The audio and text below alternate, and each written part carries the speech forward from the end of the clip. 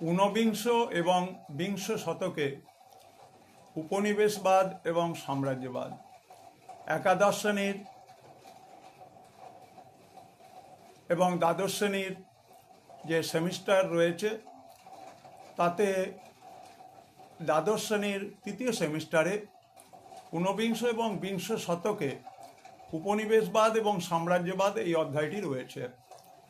উপনিবেশবাদ শব্দের ব্যাখ্যা আজকে in the light off history ইতিহাসের আলো ইউটিউব চ্যানেলে তুলে ধরা হবে। আমার প্রিয় ছাত্রছাত্রী এবং শ্রদ্ধেয় শিক্ষক শিক্ষিকাদের জন্য আজকে নিবেদন উপনিবেশবাদ শব্দের উৎপত্তি।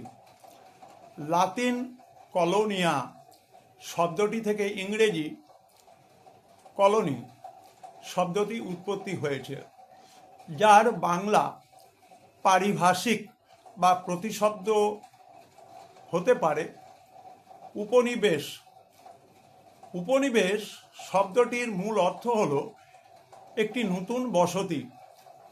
এই অর্থে উপনিবেশ শব্দটি মূলত রোমান সাম্রাজ্যের সময় প্রথম দিকে ব্যবহার হতো, যখন রোমানরা তাদের দখল করা অঞ্চলে কলোনিয়া নামের নতুন রোমান বসতি স্থাপন করত।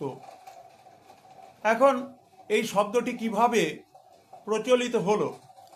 কলোনিয়ালিজমের উপনিবেশবাদ শব্দটি ইউরোপে সর্বপ্রথম প্রচলিত হয় 16 শতকে। নৌশক্তিতে বলীয়ান দেশগুলো সাম্রাজ্যবাদ যখন বিস্তার করতে শুরু করে সেই সময় থেকে। তবে আনুষ্ঠানিকভাবে শব্দটি প্রথম ব্যবহার করেন 1750-এর দশকে ফরাসি দার্শনিক এবং অর্থনীতিবিদরা।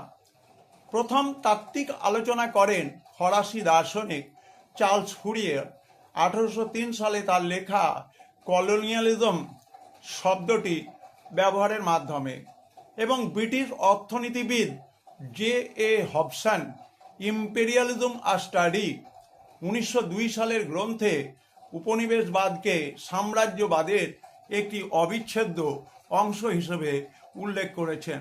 সুতরাং উপনিবেশবাদ এই সমস্ত শব্দের যে ব্যাখ্যা কিভাবে জনপ্রিয় হলো সে বিষয়ে ধারণা দেওয়া হলো। এখন আমরা আলোচনাতে যাব, সেটি হচ্ছে দাস বাণিজ্য এবং দাস বাণিজ্যকে কেন্দ্র করে ট্রায়াঙ্গল ট্রেড। সবাই ভিডিওটি শেষ পর্যন্ত দেখবে।